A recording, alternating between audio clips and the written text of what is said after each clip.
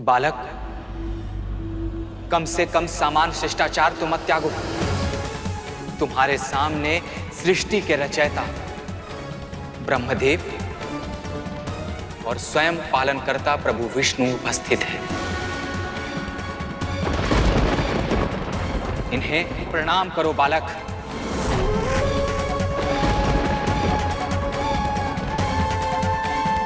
चाहे जो भी हो, पर ये विपक्ष में खड़े हैं, इसलिए शत्रु है ये मेरे।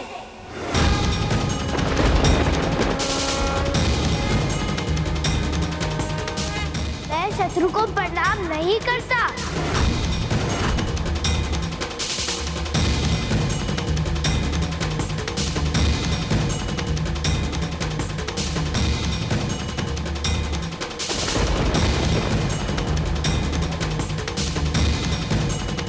शीघ्र आइए स्वामी, एक शुभ समाचार आपकी प्रतीक्षा कर रहा है। मुझे पूरा विश्वास है कि उसे देखकर आपके मुख पर प्रसन्नता के सहस्त्रों सूरज जगमगा उठेंगे।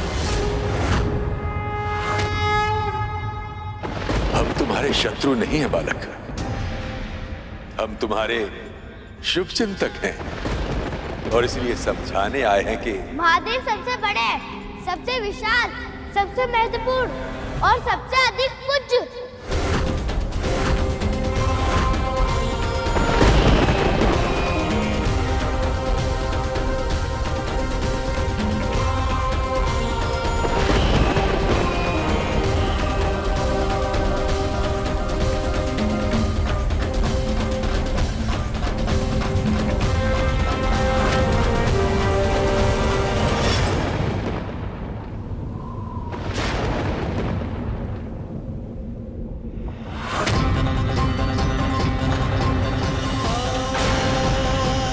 अवश्य ही हवा से बुझी होगी ये दीपक। अब तो मेरे प्रभु पुनः लौट रहे हैं, अब कुछ भी अशुभ नहीं हो सकता है।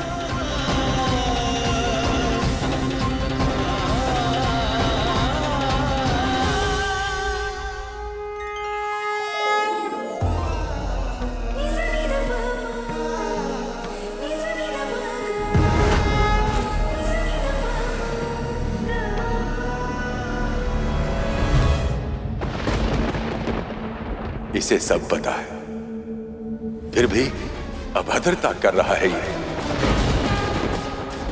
अभी कुछ ही देर पहले आप लोग की कथा सुनी। वैसे ब्रह्मदेव, आपको मुझे उपदेश देने का या उद्दंड देने का अधिकारी क्या है? अपनी उद्दंडता भूल गए? अपना एक शीश उसी कारण गवाया था ना आपने?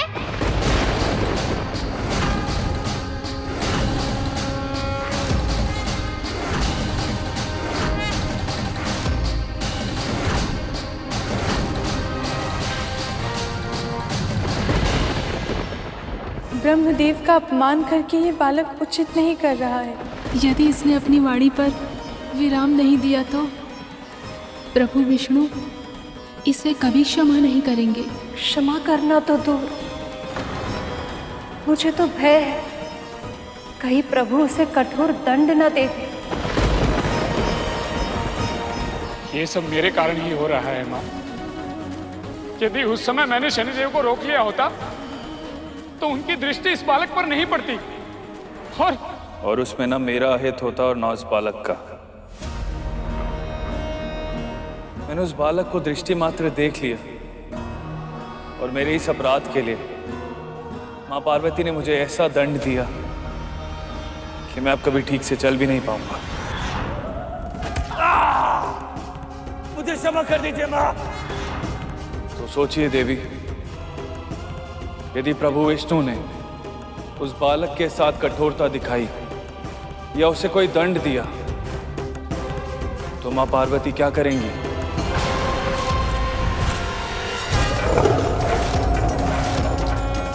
हे प्रभु, कोई अनिष्ट ना हो जाए। तुम सत्य कह रहे हो बालक।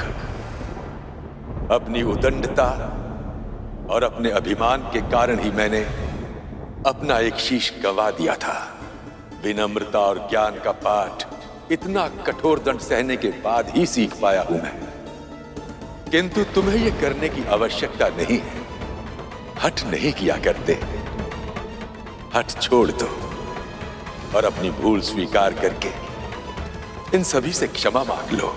क्षमा और मैं कभी नहीं।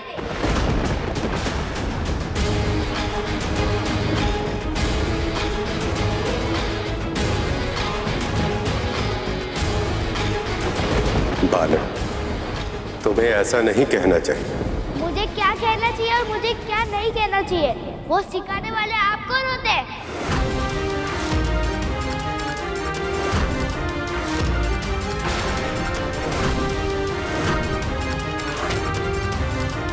तुम जानते भी हो तुम किसका अपमान कर रहे हो?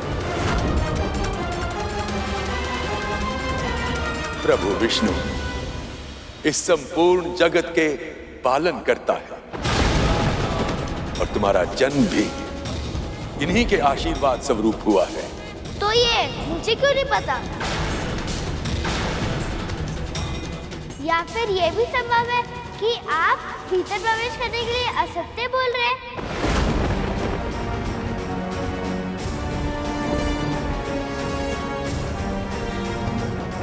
अज्ञानी बालक, तुम ब्रह्मदेव के मुख से निकले हुए वाक्य को असत्य कह रहे हो। जिनके मुख से निरंतर वेद प्रवाहित होते रहते हो, तुम उन पर असत्य भाषण का आरोप लगा रहे हो। मेरे लिए केवल एक ही सत्य है, मेरी माँ का आदेश।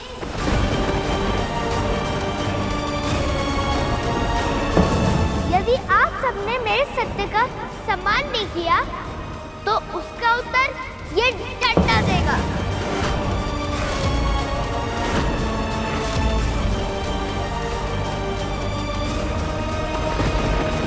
हमारे धैर्य की परीक्षा मत लो बालक।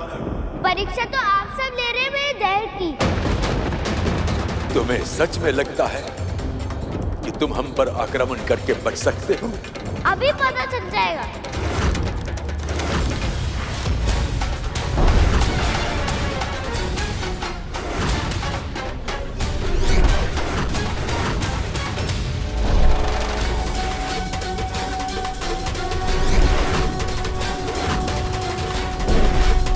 मां शक्ति के दंड के प्रहार से कैसे बचेंगे ब्रह्मदेव?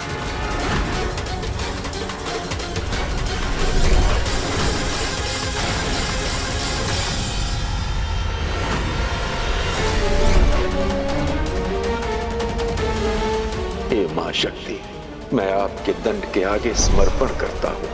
मैं आपके दंड के आगे नतमस्तक हूं।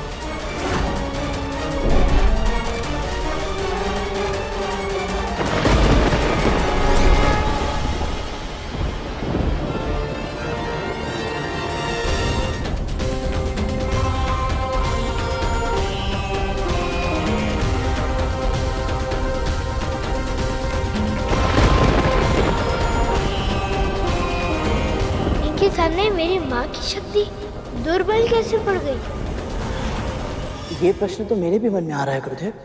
माँ की शक्ति ही ऐसी होती है गर्ग। यदि कोई विरोध करे तो वो पूरे वेग से आकर अपने विरोधी से टकराती, रौद्र रूप में उसका सामना करती और उसे पूरी तरह से नष्ट कर देती।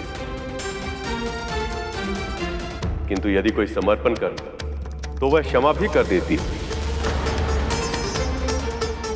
जब मैं डिम में था और मुझ पर संकट आया था तब मेरी माँ भी बहुत अधिक क्रोधित हुई थी, किंतु अब जब बड़ी माँ ने अपनी भूल मानी तो माँ ने उन्हें क्षण ही क्षमा कर दिया।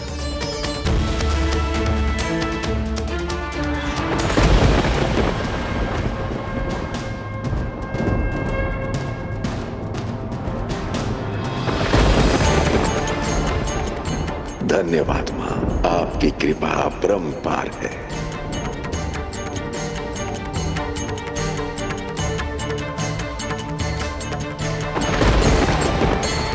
इसे क्या हुआ?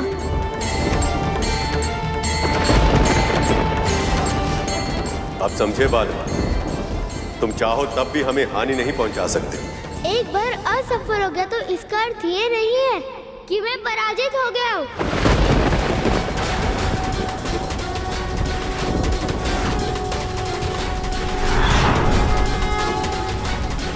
बालक,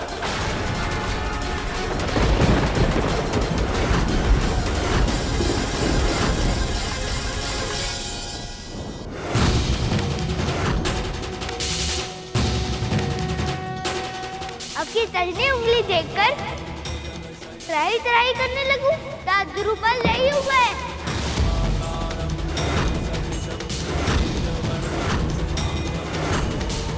विश्वास ना हो तो मैं चुनौती देता हूँ, वार कीजिए मुझ पर।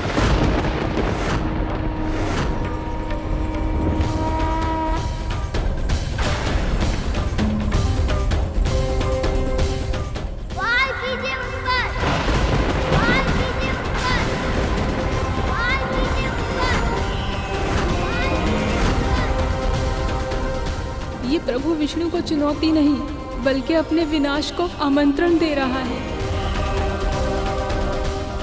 ये सब सिर्फ आपके वक्र दृष्टि के कारण नहीं हो सकता स्वामी। अवश्य ही इसके पीछे कोई कारण निश्चित है। हाँ, मुझे बहुत चिंता हो रही है। यदि प्रभु ने अपना संयम खो दिया तो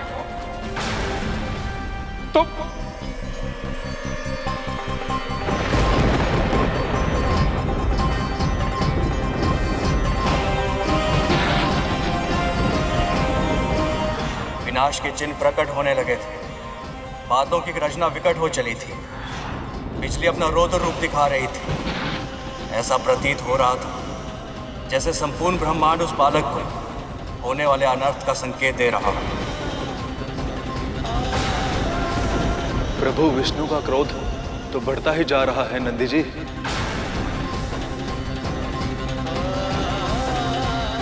महादेव, अब इस बालक का क्या होगा? अभी भी समय है बालक, हट छोड़ दो और प्रकृति के संकेत को समझो। जो विष्णु गणना करते हैं वो बादल कोई वर्षा नहीं करते।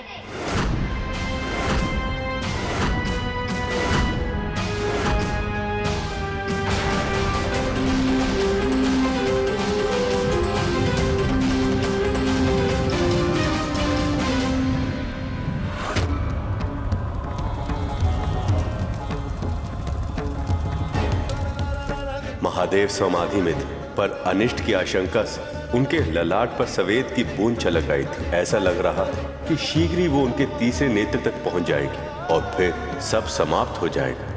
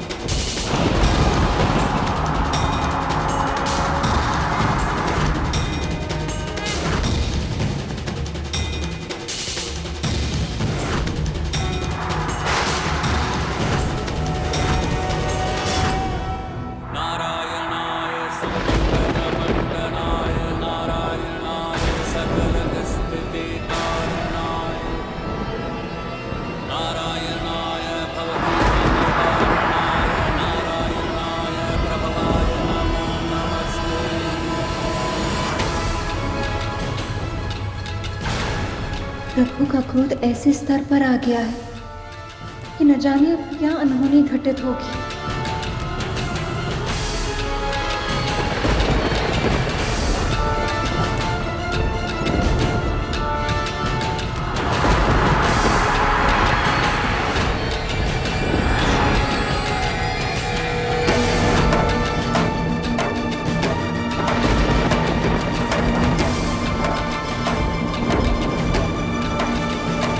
सुदर्शन चक्र,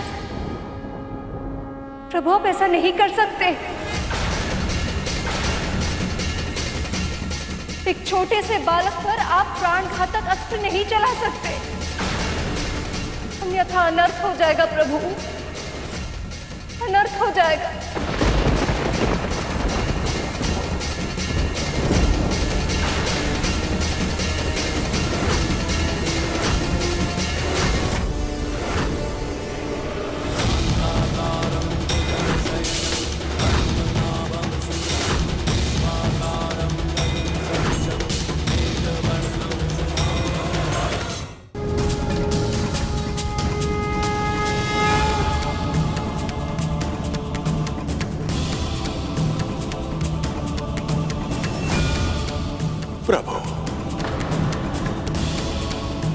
बालक अबोध है।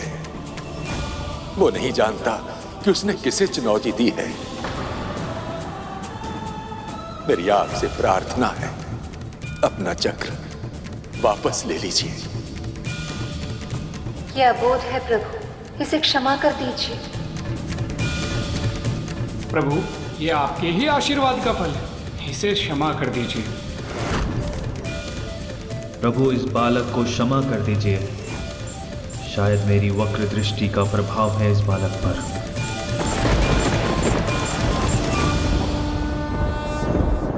चाहते हो तो अपने मित्र का सुझाव मान लीजिए। यदि माँ के इस दंड ने आपके चक्र को इस प्रभावित कर दिया, जो दुर्गति होगी वो आप सह नहीं पाएंगे। सारा संसार उपवास उड़ाएगा। जो स्वयं इस संसार को बलहार कहते हैं, वो एक बालक से हार गए।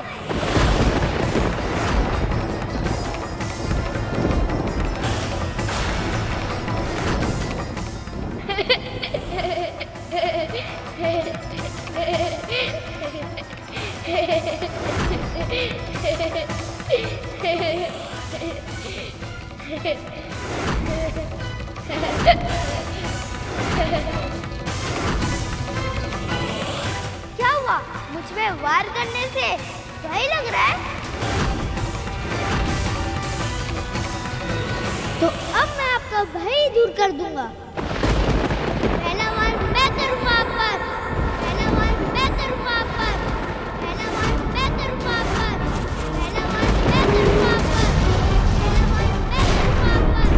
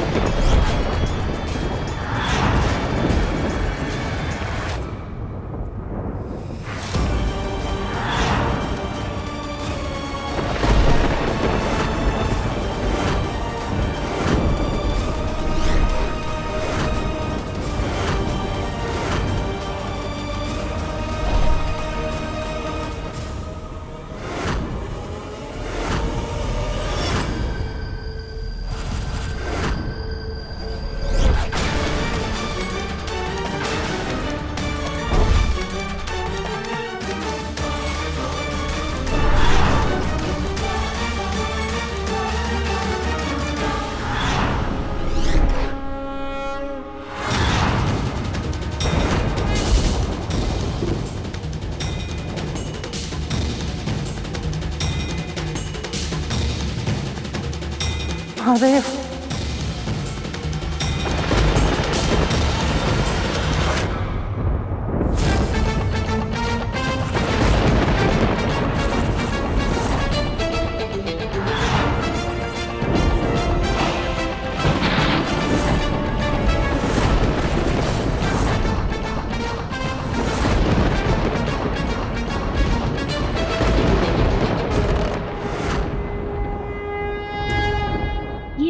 इतना शक्तिशाली है जिसने माँ के ही दंड को अपने अंदर समा लिया।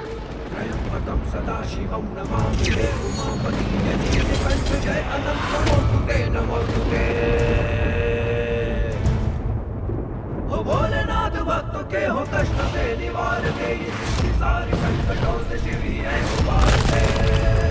महादेव,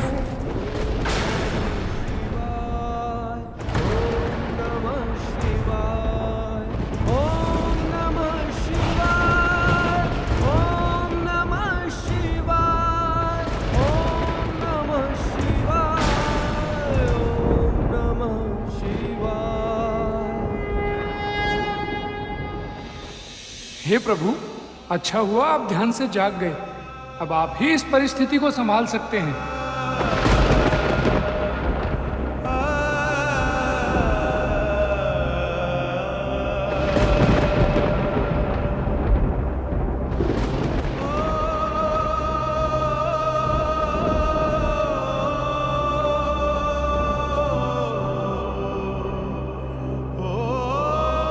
देखिए स्वामी, महादेव की समाधि टूट चुकी है। अब वो अपने पुत्र और इस स्थिति को अवश्य ही संभाल लेंगे। मुझे भय है, कहीं बहुत देर तो नहीं हो गई, क्योंकि इस बालक ने प्रभु ब्रह्मा, प्रभु विष्णु, अन्य सभी देवता और उनके साथ साथ उन सभी का अपमान भी किया है जो महादेव के प्रिय हैं।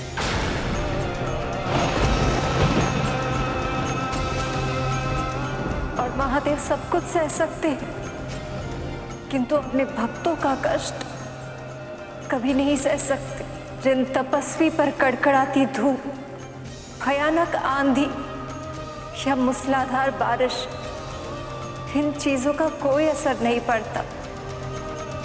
उनका हृदय अपने भक्तों का कष्ट देखकर करुणा से भर जाता है। सखा ब्रह्मदेव,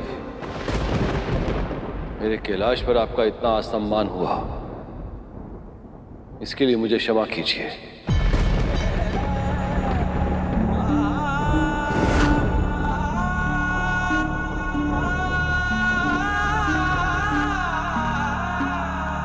क्षमा तो मुझे मांगनी चाहिए सखा।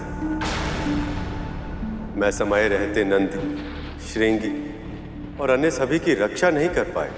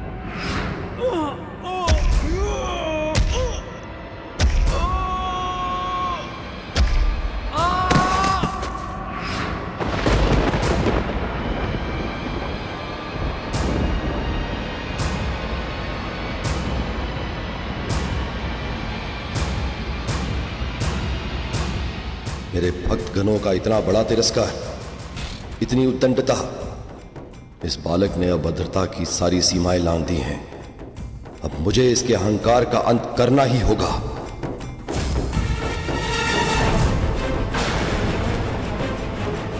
हठ नहीं किया करते और अपनी भूल स्वीकार करके सभी से क्षमा मांग लो। क्षमा और मैं कभी नहीं।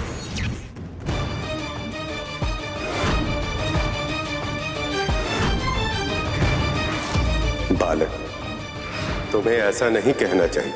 मुझे क्या कहना चाहिए और मुझे क्या नहीं कहना चाहिए, वो सिखाने वाले आप कौन होते हैं? यदि आप सबने मेरे सत्य का सम्मान नहीं किया, तो उसका उत्तर ये डंडा देगा।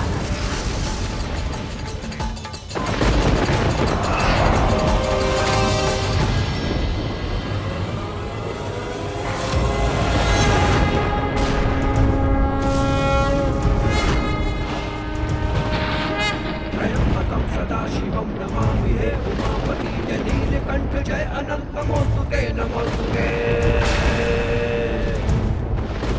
हो भोलेनाथ भक्तों के हो कष्ट से निवारते, ये सृष्टि सारी संकटों से शिव ही है उबारते।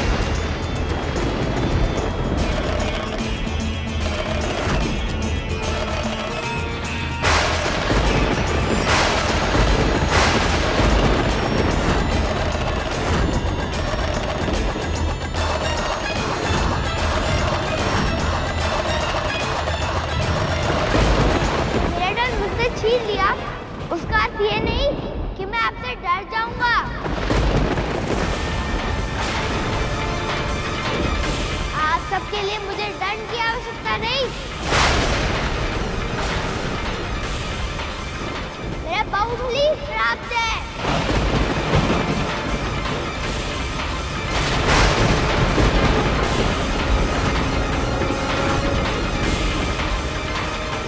तुमने सिद्ध कर दिया कि तुम मनपुत्र नहीं कुबुद्धि हो, और अब इस कुबुद्धि के विसर्जन से ही तुम्हारी शुद्धि हो सकती है।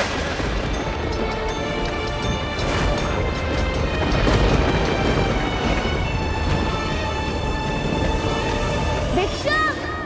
भिक्षुक! भिक्षुक!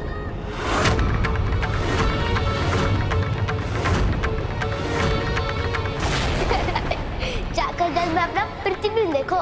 कोई भिक्षुक या 2 रुपये रखते हो? जिसे सत्य ज्ञान होगा वो क्या गले में सर्प लेके घूमेगा? कोई गहरा अर्थ नहीं है इस भस्म का, केवल एक ही कारण है, आलस।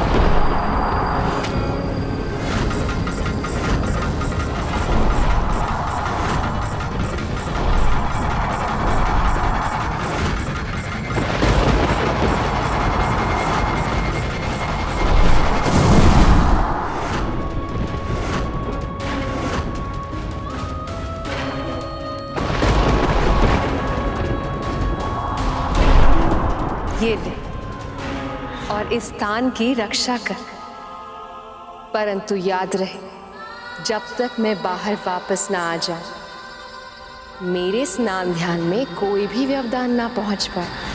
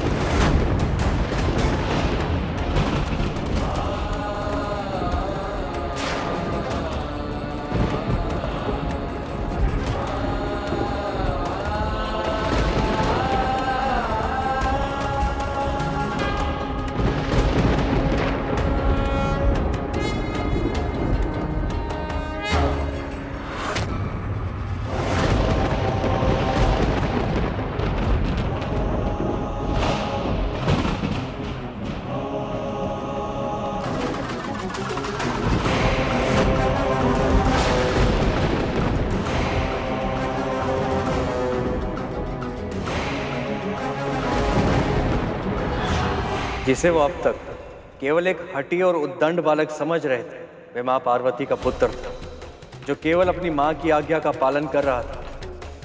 परंतु अब माँ की उस संतान की मृत्यु उसी के पिता के हाथों हो गई। ये नियति का सबसे क्रूर खिलवाड़ था, और इसका अंत कैसे होने वाला था कोई नहीं जानता था।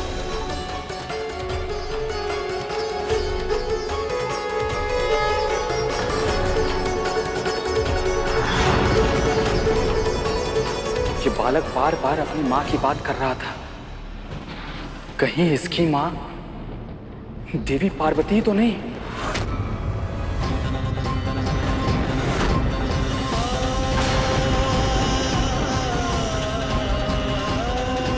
तो क्या अब तक हम माँ पार्वती के पुत्र से युद्ध कर रहे थे? इतना बड़ा अनर्थ कैसे हो गया हमसे?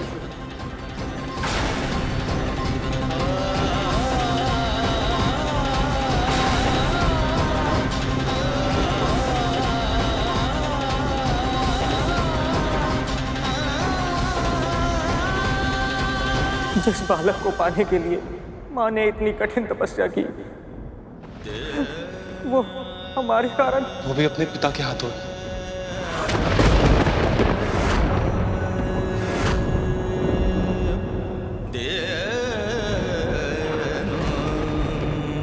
जब माँ को ये सब पता चलेगा क्या होगा तब?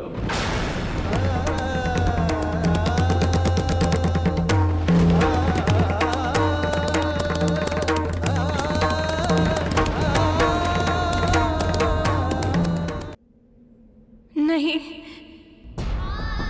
ऐसा नहीं हो सकता। देवी पार्वती के साथ ये नहीं हो सकता। इतने लंबे समय के बाद, इतने कठोर तपस्या के फलस्वरूप उन्हें ये पुत्र मिला था। काल इतना क्रूर नहीं हो सकता कि वो देवी पार्वती से इतने शीघ्र उनका पुत्र छीन ले।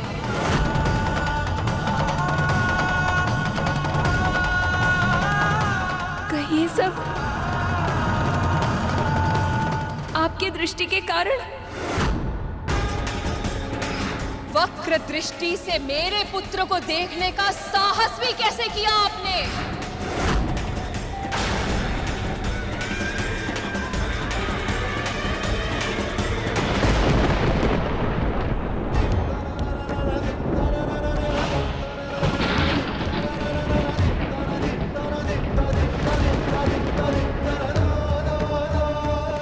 सखा, पार्वती, मुझसे ऐसा कैसे हो गया?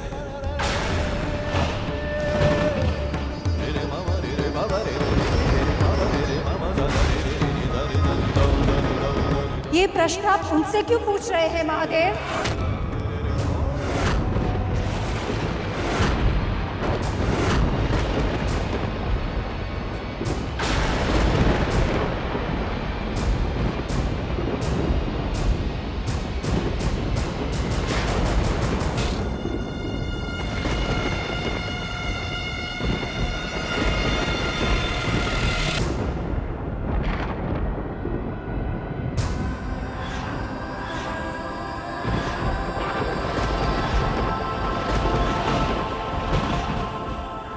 सभी माताओं का धन्यवाद, पर मुझे तो मेरी माँ के दिए हुए लाल फूल ही सबसे प्रिय लग रहे हैं।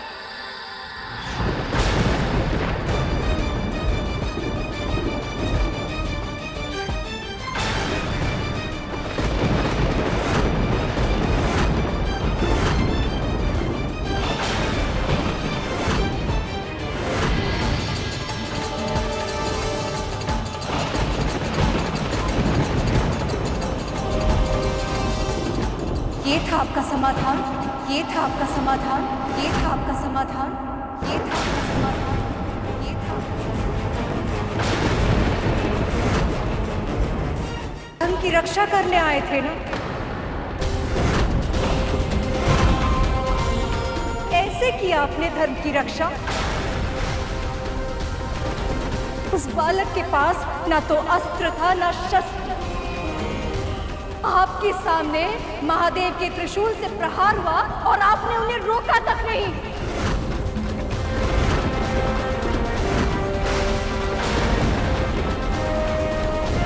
क्यों स्वामी? क्यों स्वामी? क्यों स्वामी?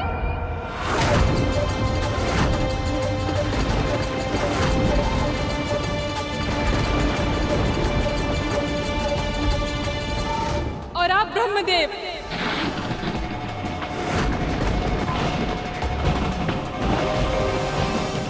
आप नारायण को सुदर्शन धारण करने से तो नहीं रोक पाए, तो महादेव को प्रहार करने से कैसे रोकते?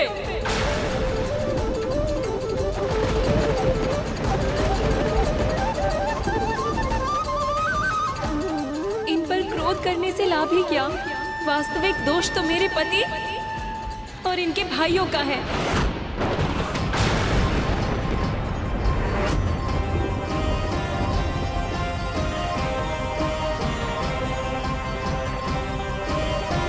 एक बालक ने कुछ देर अपनी शक्ति का प्रदर्शन क्या कर दिया, इन्होंने तो उसे अपना शत्रु ही मान लिया। अपने सिंहासन की रक्षा करने के लिए इन्होंने सारी सीमा ही लांघ दी।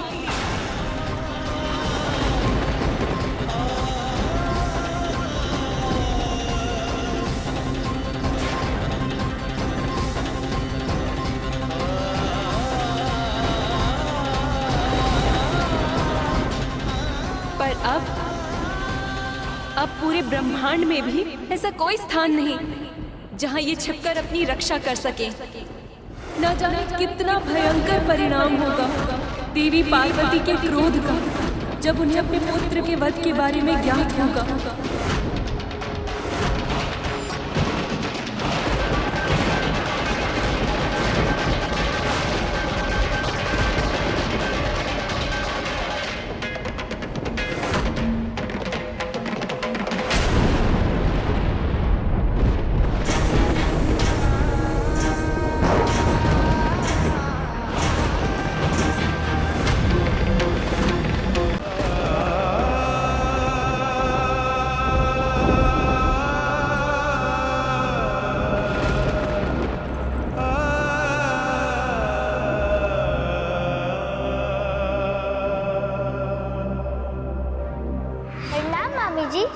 सदा समृद्ध रहो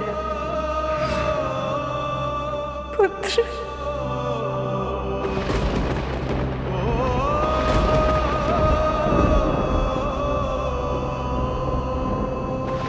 इसका हंसता मुस्कुराता मुख अभी भी मेरी दृष्टि के सामने।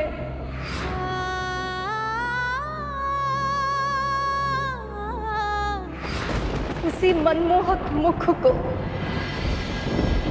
आप सभी ने भस्म कर दिया।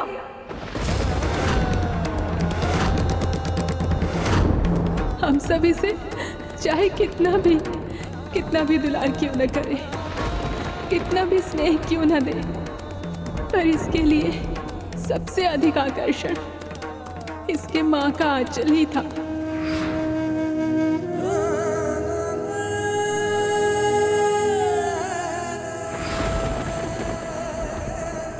और वो आंचल आपने सूना कर दिया महादेव।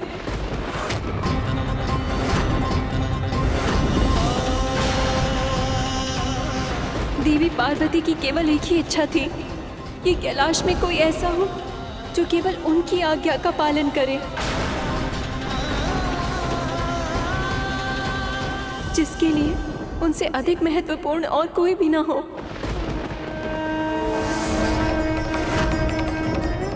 जब देवी पार्वती को पता चलेगा कि उनकी केवल एक इच्छा के कारण उनके पुत्र के प्राण चले गए, तो क्या प्रतिक्रिया होगी उनकी?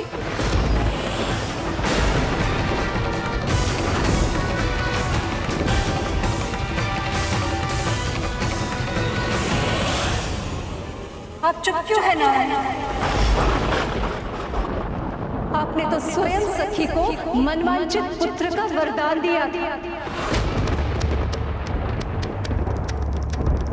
आप तो जानते थे ना कि वो बालक जो कुछ भी कर रहा है केवल एक कृष्ण मात्र भक्ति के कारण कर रहा है।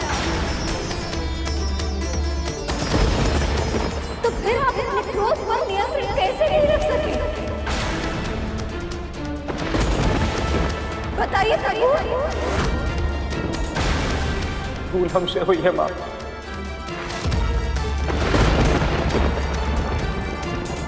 यदि हम भी महादेव की तरह प्रतीक्षा कर लेते तो। नंदी, अपने स्वामी के भूल का दोष अपने ऊपर लेने का प्रयास मत करो। तुम सब नहीं जानते थे कि ये बालक कौन है, इसके पास इतनी शक्ति कैसे आई। पर त्रिदेव को तो सारा ज्ञान था।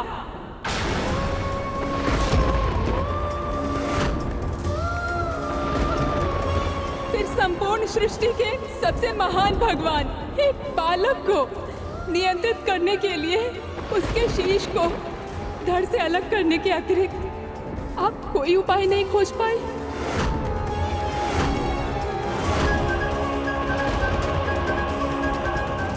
आप सभी पिता अपने बालक को दंड देते समय इतने कठोर कैसे हो सकते हैं?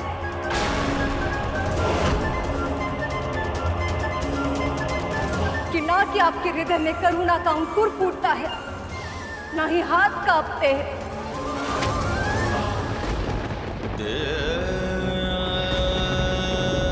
ये तो सब जानते हैं कि माँ एक शीतल छाव होती है और पिता धूप। किंतु आज ये धूप इतनी तीव्र कैसे हुई कि एक अंकुर को पनपने से पहले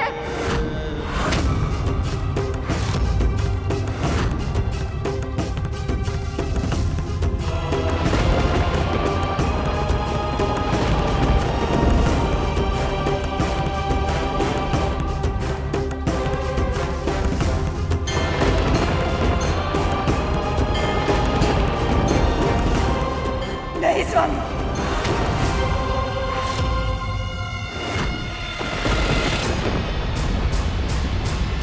आज नहीं।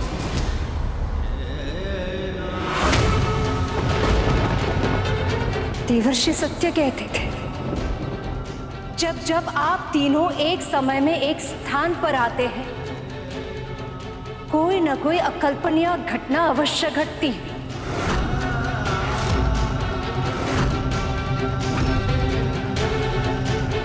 और आज यह जो कुछ भी हुआ है वो कल्पनीय घटना का अंत नहीं है। आज आपने एक माँ को उसके पुत्र से अलग किया है और संसार में कोई भी माँ अपने संतान की रक्षा के लिए दुर्गा का रूप लेती है।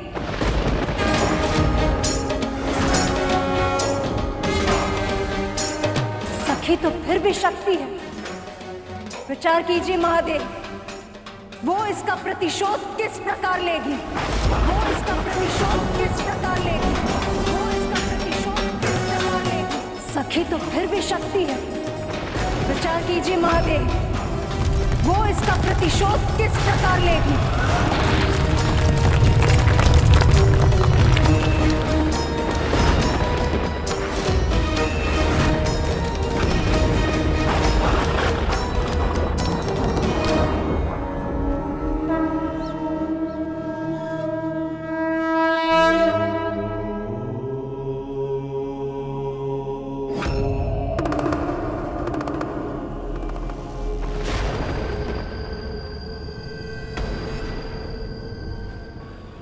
ये बेलपत्र कैसे जल गया?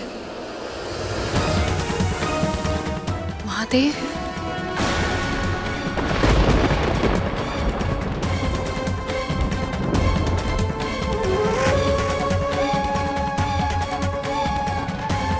शक्ति ने जब एक साधारण दंड में अपना अंश डाला, तब आप में से कोई भी उसका सामना नहीं कर पाया। सोचिए, जब उनका रौद्र रूप आप सबके सामने आएगा, तब कैसे बचेंगे आप सब?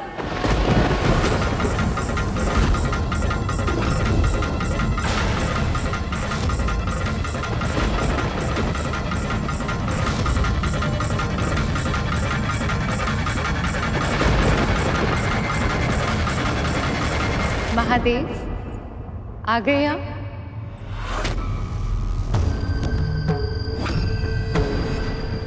कहाँ हैं आप?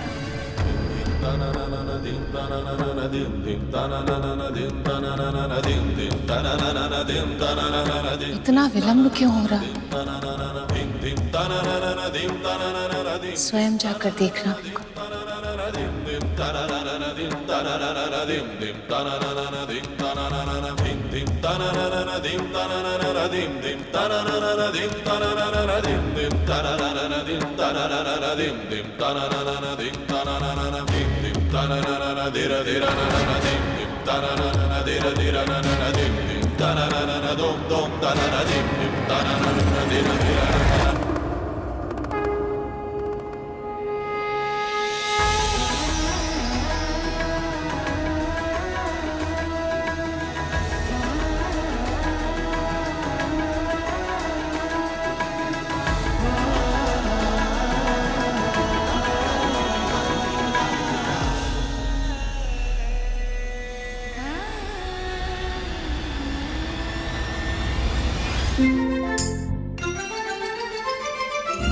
चतुर चतुर चतुर चतुर ज्ञानी,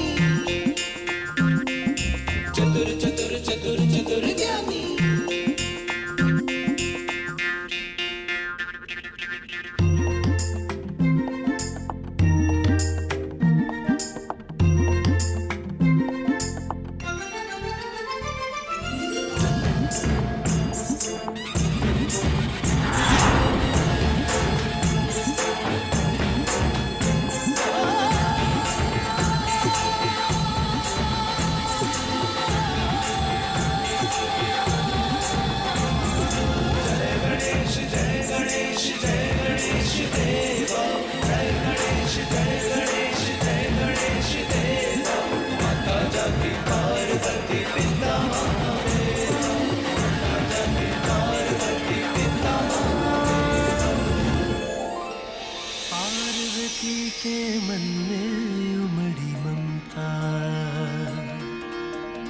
माँ की गोद में आए विघन हरता, पार्वती के मन में उमड़ी ममता। माँ की गोद में आए विघन हरता।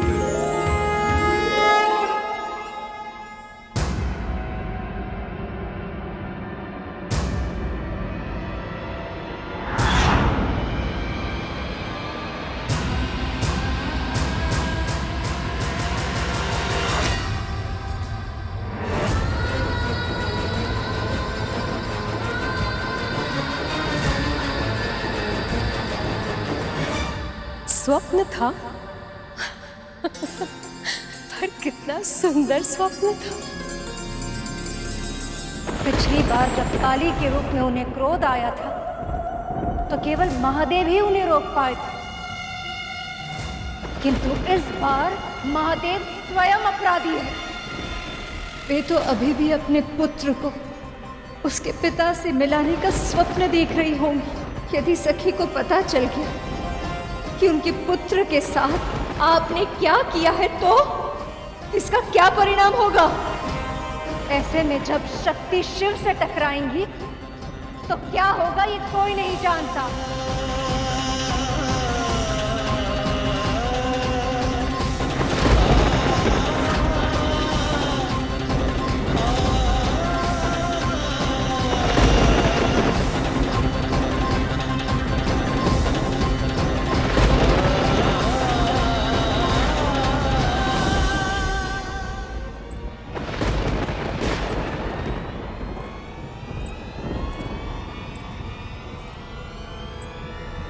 जब से वो बालक सखी के गोद में आया था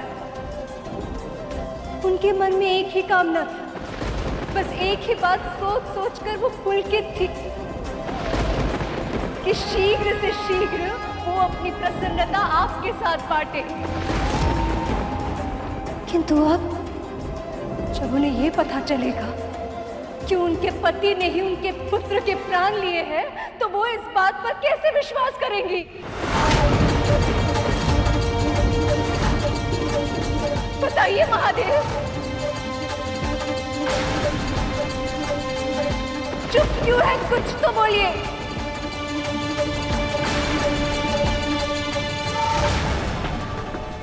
तो बोलिए महादेव, कुछ तो बोलिए महादेव, कुछ तो बोलिए महादेव, कुछ तो बोलिए महादेव, कुछ तो बोलिए महादेव।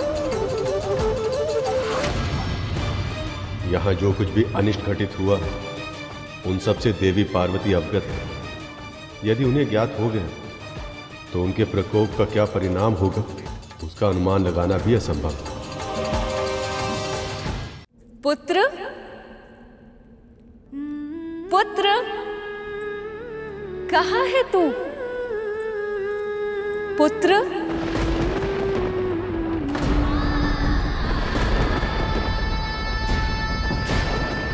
जो पुत्र उनका स्वर गूंजने से पहले उनकी सेवा में उपस्थित हो जाता था, अब वो कभी उनका स्वर नहीं सुन पाएगा।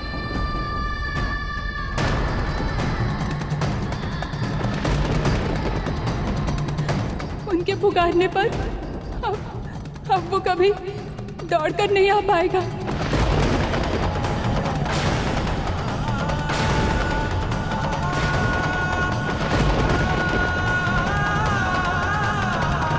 पुत्र,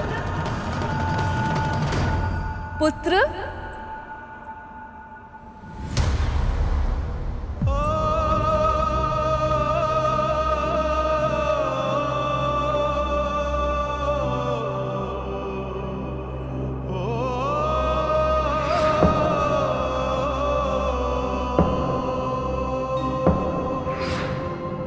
ये बालक भी ना फल भी आधा ही खाया है। अवश्य तीव्र भूख लगी होगी, तभी मोदक खाने चला गया होगा। उसे मेरे हाथ के बने मोदक बहुत अच्छे लगे थे। पुत्र,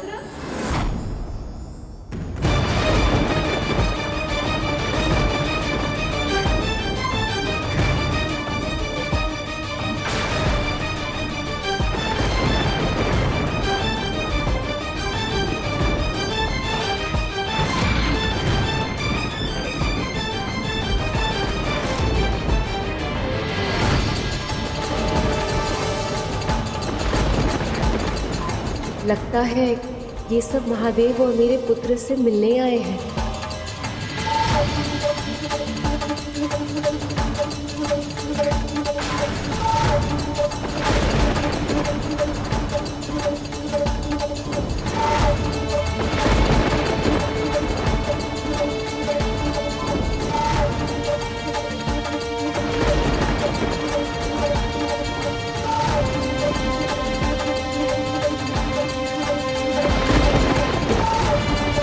आप सब यहाँ?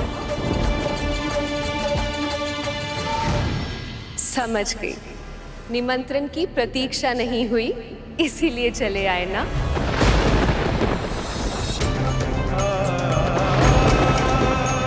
मुझे पता था आप सब कोई बात छुपा नहीं पाएंगी।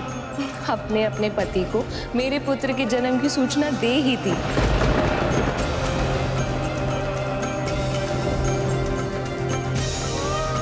परंतु अभी तो स्वयं महादेव ने उसे नहीं देखा है।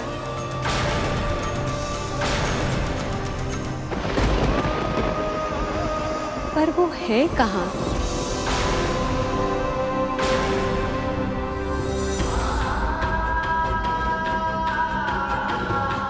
और मेरा पुत्र वो तो यही था, पता नहीं कहाँ चला गया।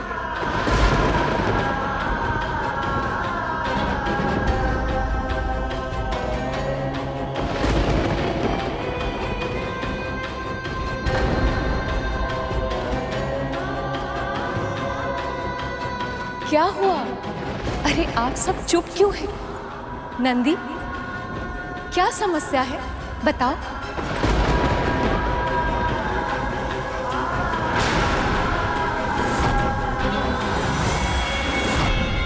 तुम दोनों को ये चोट कैसे पहुंची?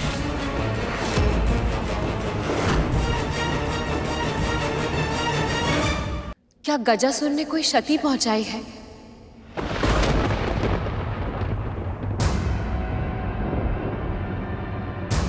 पर उसमें इतनी शक्ति कैसे आई कि वो तुम दोनों की ये दशा कर सके?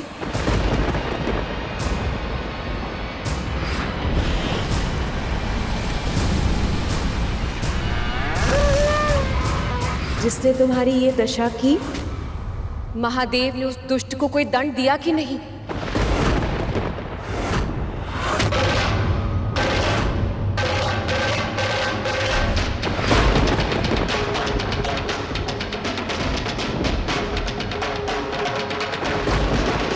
जो तुम दोनों के साथ ऐसा व्यवहार करे, उसे जीवित रहने का कोई अधिकार ही नहीं है।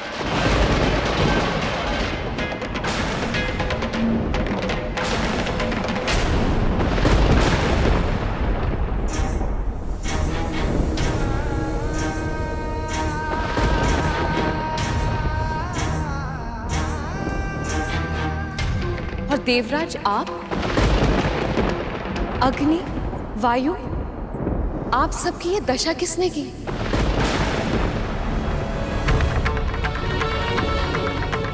क्या गजमुखासुर अपने भाई की मृत्यु के बाद और अधिक आतंक फैला रहा है? इसीलिए आप सब चिंतित हैं। परंतु चिंता मत कीजिए, ब्रह्मदेव, उन्होंने अवश्य किसी न किसी को रचा होगा जो उस दुष्ट से इस संसार को मुक्ति दिलाएंगे। जिस दुष्ट के विषय में देवी बात कर रही है वो कोई और नहीं बल्कि महादेव है, और स्वयं महाकाल के विरुद्ध किसी की क्या रचना हो सकती है।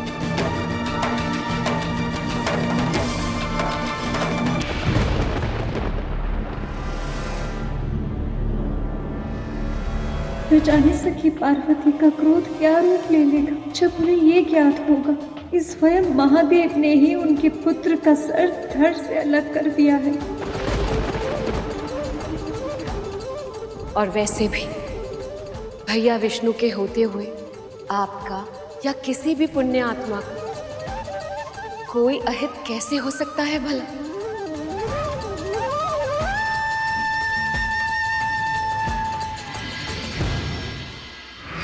हमारे धैर्य की परीक्षा मत लो बालक। तुमने सिद्ध कर दिया कि तुम मंदबुद्धि नहीं कुबुद्धि हो, और अब इस कुबुद्धि के विसर्जन से ही तुम्हारी शुद्धि हो सकती है।